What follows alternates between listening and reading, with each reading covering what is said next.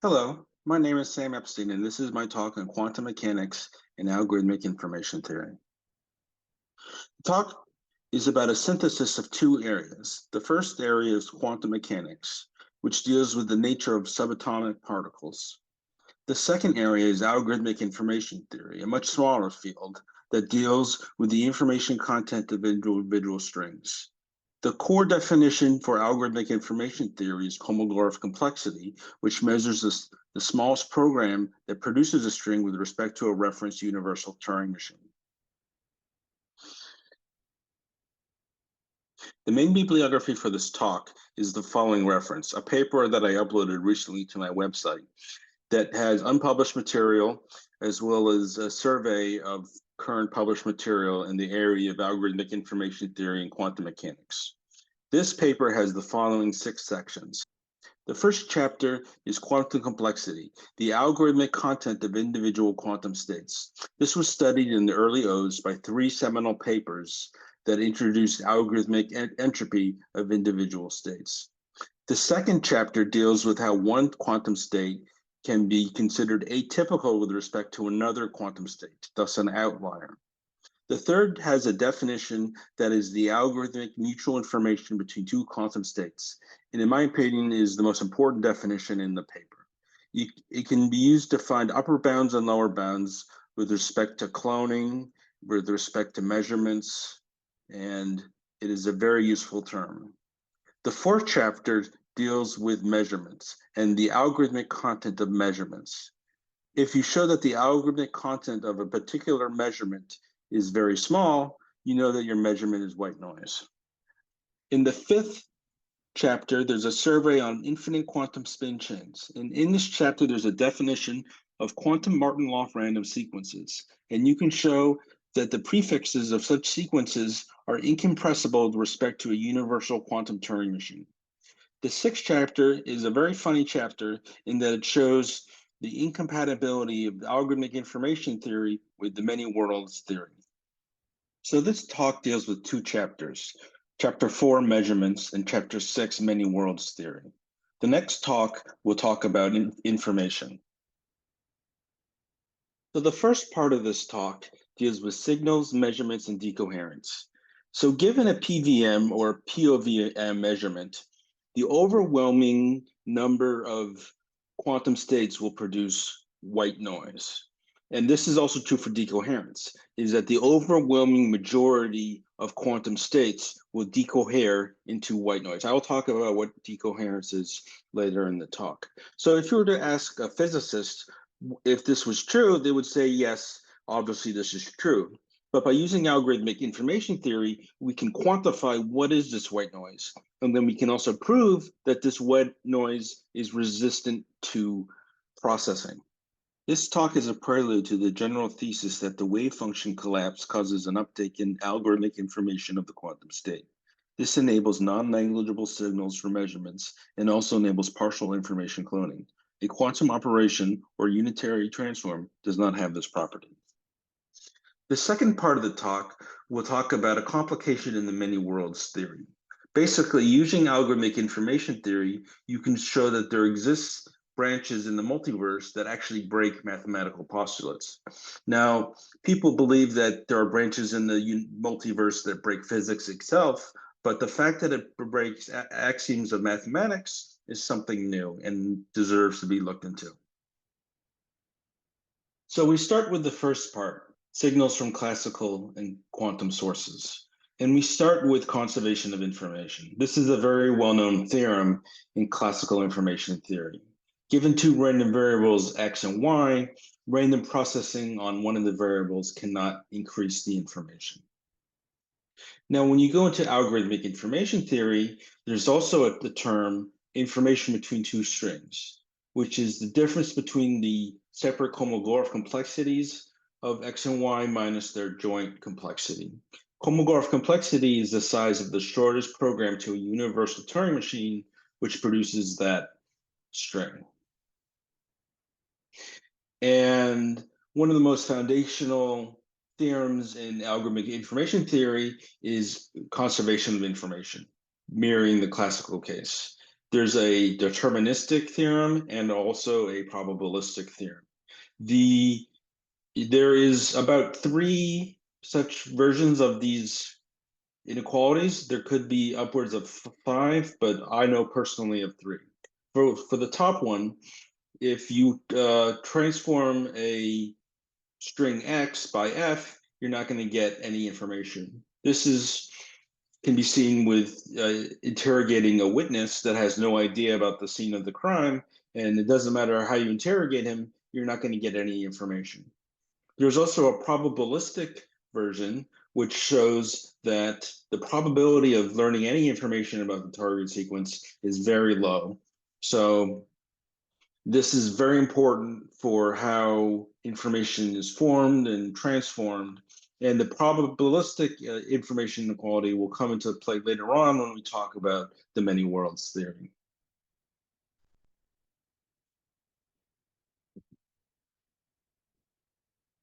The main definition for this talk will be the mutual information between probabilities, as shown here. And this is a definition in my paper.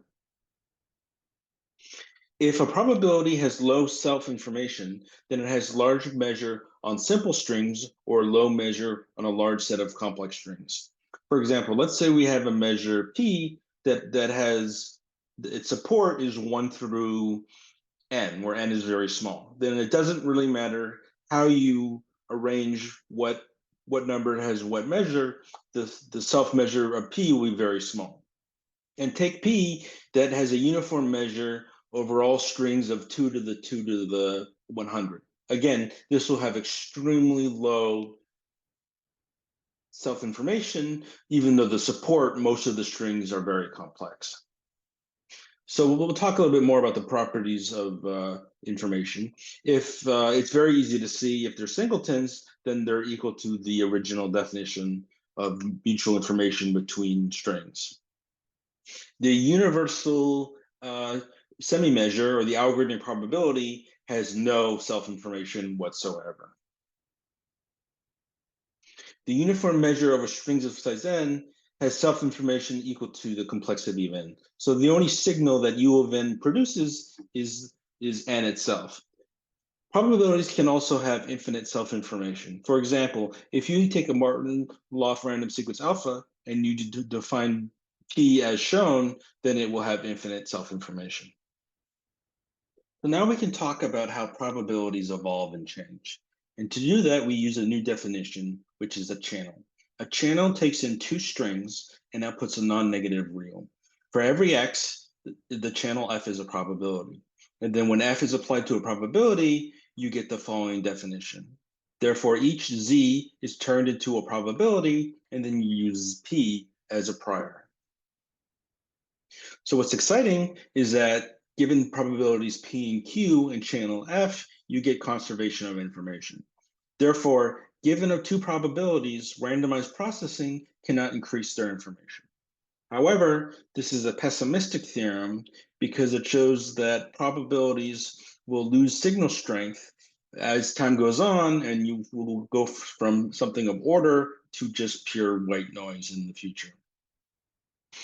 Now let's look at an example channel F.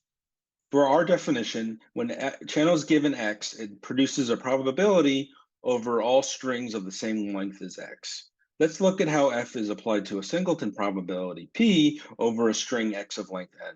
When you apply F to P, you get the uniform measure over all strings of length N. So how does this affect the self-information of P and F of P? Well, the self-information of P is equal to K of X. As we just talked earlier, the self-information of a probability over a single string X is equal to its complexity. However, the self-information of f of p is going to be equal to the self-information of the uniform measure of strings of length n, which is equal to the complexity of n. Thus, for random x, where the complexity of x is equal to n up to an additive constant, the self-probability p will be much greater than the self-probability of f of p. Thus, this is an example of how self-information of a probability degrades with respect to a channel. So in fact, you can actually define information between probabilities over the real line, and also infinite sequences, and also general topologies. I included it. We're not going to connect these definitions to quantum mechanics, but I included it because I thought it would add some insight into how self-information of probabilities sort of works. So the way you define the information between probabilities over the real line is you map each point in the real line to an infinite sequence, and then you can map the probabilities over real lines to probabilities over infinite sequences, and then you can define information, the algorithmic information between probabilities of infinite sequences. So, like in the finite strings case, information over real lines obeys conservation inequalities. So if you take a signal in the upper left-hand side, you can see two Gaussian distributions averaged together. If you apply a convolution, doesn't matter what convolution, but in this case, we're doing it with a normal distribution, the result will have less self-information than the original distribution. And at the bottom, we see the result of the convolution of the top two distributions. So, like in the finite case, you can actually have a real probability with infinite self-information. So you take a Martin-Loff random sequence alpha, and then you take the limit of as the variance goes to 0 of the normal at 0 point alpha with that variance, and you get infinity. So this slide shows that as you move away from the origin, you're going to have more self-information. And in particular, if you have a normal distribution at a particular natural number n with a fixed variance, its self-information will equal k of n up to an additive constant. That concludes our discussion of information between probabilities. And now I'm going to go into quantum mechanics. I'm going to do a quick refresher on PVM measurements. A PVM is a collection of projectors such that their summation is equal to the identity matrix and that their subspaces do not overlap. A PVM creates a probability in the sense that given a mixed state sigma, it will measure I with probability equal to the trace of pi I sigma.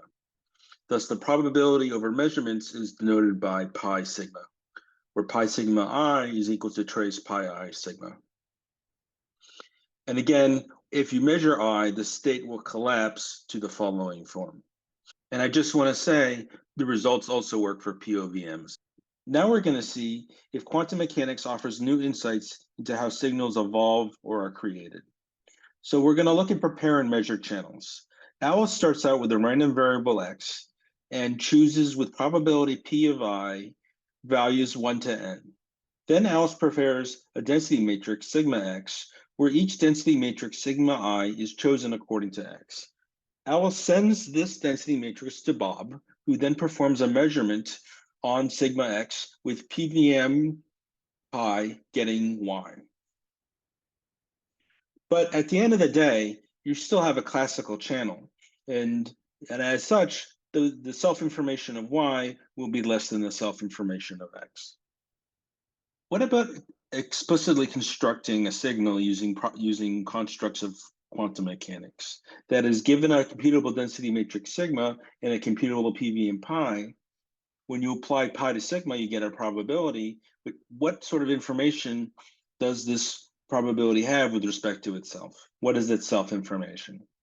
Well, in fact, there's a theorem that states for computable probabilities P and Q, their information will be less than the information of their encoding, where I is the mutual information between two strings.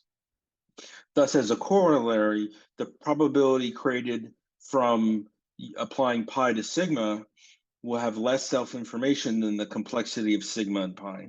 Thus, if you have a simple density matrix and a simple measurement, you're not going to get any interesting signals out of it. So now we get to the main theorem of the talk. Given a PVM measurement pi, most pure states will produce white noise. There is also a theorem for mixed states that we do not cover. We go over the theorem now. We start with lambda, the uniform distribution, where every point is a pure state. Applying the PV and pi to that state results in a probability measure over natural numbers with finite support. The integration shows that most probability measures have negligible self-information, i.e. white noise. So the proof for this is very interesting in that it uses a lower computable combination of upper computable tests. So I've never heard of another proof using an upper computable test before. So I think it's in the running for the strangest proof in algorithmic information theory. Decoherence is the process in which a quantum state interacts with the environment, losing coherence. The off-diagonal elements of the density matrix go to zero at an exponential rate with respect to the time of the interaction. And here's the idealized result, a classical probability derived from the state sigma. And here's the theorem. It shows that the probabilities resultant from decoherence will almost always be white noise with respect to the quantum state. Only a very small minority of quantum states will produce probabilities that have information. So now we will show how a wave function collapse will cause an uptake in signal strength. There are many such theorems, so this is just a prelude. Given a PVM, the probabilistic nature of measurements means that a state will create a distribution over its collapsed states. An example can be seen when pi is the basis state projectors. Now we define lambda pi to be the distribution when the state has a uniform prior. Continuing with the example above, the new distribution has measure distributed evenly over the basis states. This distribution is very amenable to cloning and also measurements. This example is a teaser for the algorithmic power of the wave function collapse. We can also prove the following theorem. Take a PVM with a lot of projectors. Then when the states are distributed according to lambda pi, most states will have a signal with respect to the measurement pi. Thus, when given a uniform prior, if you collapse the states with a measurement and then perform the same measurement, you will get probabilities with large self-information. So this concludes the first part of our talk. I will go over the main points as follows. One is that simple computable measurements and quantum states cannot produce any interesting signals. The second is given a measurement, most pure quantum states will produce white noise. In addition, most quantum states will decohere into white noise. What is interesting is that using our algorithmic definition of white noise, conservation inequalities prevent any type of processing of this noise to produce a meaningful signal. And this is just a prelude and a teaser to the main thesis that the wave function collapse from measurements cause information uptake. We now move on to the second part of the talk. We will discuss how the many worlds theory interacts with the independence postulate. It may seem simple at first, but the devil is in the details. The many worlds theory was formulated as a solution to the measurement problem. Whereas the evolution of the quantum state is deterministic via a unitary transform, the measurement postulate is probabilistic. Furthermore, the exact time of the measurement is undefined. The Copenhagen interpretation used quantum mechanics as an incomplete theory, segregated micro and macroscopic realms. The independence postulate was formulated to show that certain finite or infinite sequences are hard to find in nature, i.e. have large physical addresses. An example of this is the prefixes of the halting sequence. What we will talk about is performing a measurement experiment, measuring the spin of many electrons, creating many branches of the multiverse. One such branch will have a forbidden sequence. So now we talk about how branches occur in the multiverse. We start with a single electron, and it has two states, spin up or spin down. We have a measuring apparatus A, and as we show in the unitary transform, the information from the electron is sent to the apparatus. You can also model an observer O of the apparatus. And again, you have a unitary transform where information from the apparatus, either spin up or spin down, gets sent to the observer. But what happens if the electron is in a superposition of spin up and spin down? In this case, what happens is that the superposition is passed to both the apparatus and the observer. Thus, the apparatus and the observer have defined relative states where they're defined when the electron is in spin up or in spin down, but it has no defined overall state. This is why Hugh Everett called it relative state formulation. And again, you have two different branches. In one branch, you see spin up, and in the other branch, you see spin down. And each branch is unaware of the other branch. One tricky part of the many worlds theory is deriving the Born rule. The Born rule states that if the electron is in the state of a superposition of A spin up and B spin down, then the spin measurement will measure spin up with probability A squared and spin down with probability B squared. However, it is tricky to say that this is compatible with the many worlds theory because the Born rule and the projection postulate are not assumed by the many world theory. In the many worlds theory, all dynamics are totally deterministic. Each branch is equally real to the observers in it. So how do you derive a probabilistic rule in a totally deterministic setting? To address these issues, Everett first derived a typicality measure that weights each branch of a state superposition. Assuming a set of desirable constraints, Everett derived the typicality measure to be the Born probability of each branch. Everett then drew distinction between typical branches that have high typicality measure and exotic atypical branches of decreasing typicality measure. The relative frequencies of the measurements of a typical branch converge to that of the Born probabilities. Another attempt uses subjective probability.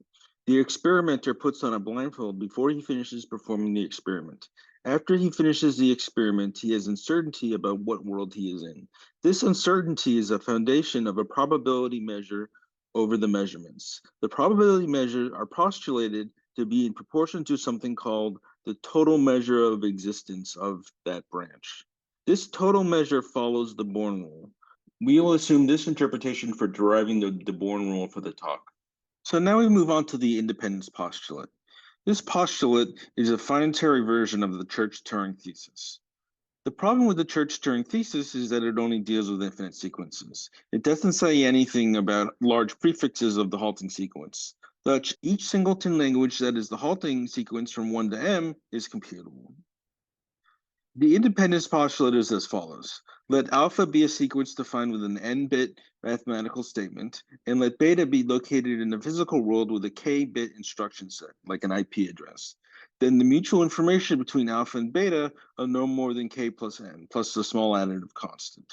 Now, information is intended to be Kolmogorov information. So the Kolmogorov information between two finite strings, the information between two infinite sequences, or the information between a finite sequence and an infinite sequence. So the independence postulate is a finitary Church-Turing thesis, but it has a number of very surprising applications. The first one is logic. Gödel had hopes that there could exist a non-algorithmic mechanical means to derive new statements about arithmetic. I don't know, maybe some very large marble contraption. The independence postulate douses this hope, since any consistent completion of a penal arithmetic has infinite information about the halting sequence, and thus by IP cannot be found anywhere in the physical world. It has recently been proven that all randomized algorithmic sampling methods will produce ever greater outliers. In addition, outliers can be found in computable dynamics. However, this leaves open the possibility of systems that are too complex to be algorithmic. Take, for example, your local weather forecasts. IP extends the existence of outliers to such systems. The goal of induction is to guess the hidden part of the environment from an incomplete observation. The question is, do you use Occam's razor or a probabilistic method involving priors and posteriors?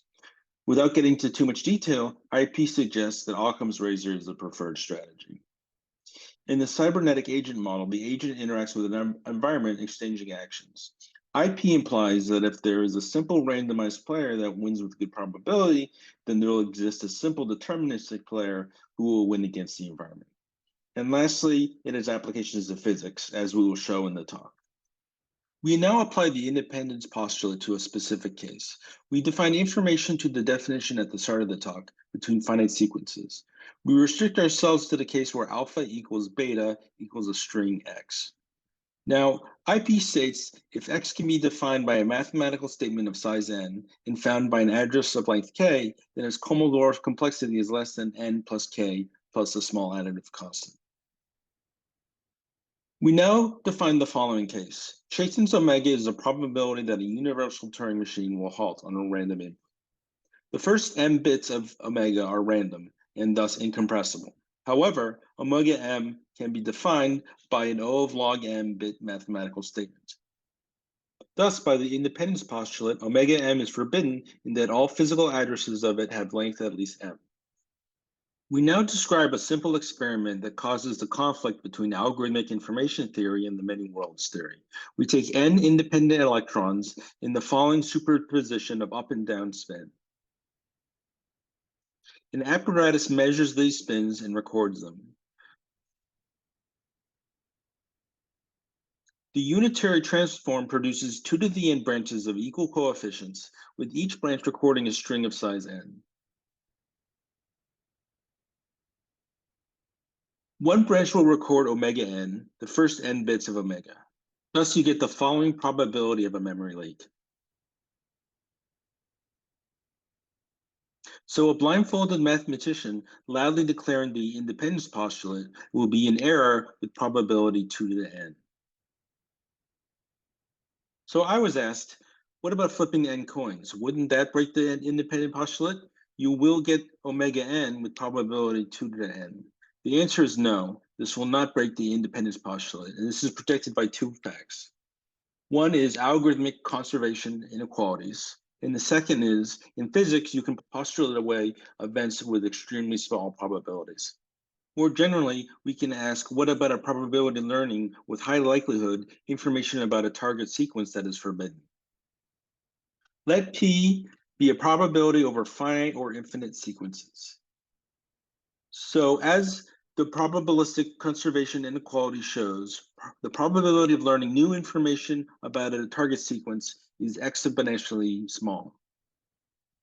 But what happens if you use the probability many, many times? Then there's a good chance one such event learns forbidden information.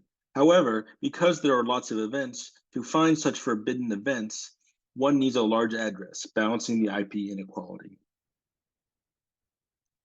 But what happens if a forbidden event occurs at a small address? There are not many events with small addresses, so the probability of a small address forbidden event is exceedingly small. It's so small that you can postulate this occurrence away. This is analogous to postulates in physics that rule out extremely rare events, such as massive decreases in thermodynamic entropy. So in conclusion, memory leaks are inevitable in the many worlds theory. And there are no probabilistic memory leaks in IP, and this is protected by probabilistic conservation inequalities. So I am personally agnostic to the many worlds theory. For critics, this is another problem with the many worlds theory. Mathematical postulates are getting broken in branches. For advocates of the theory, this just means the multiverse has an interesting relationship with algorithmic information theory. So that concludes my talk. Thank you very much for listening.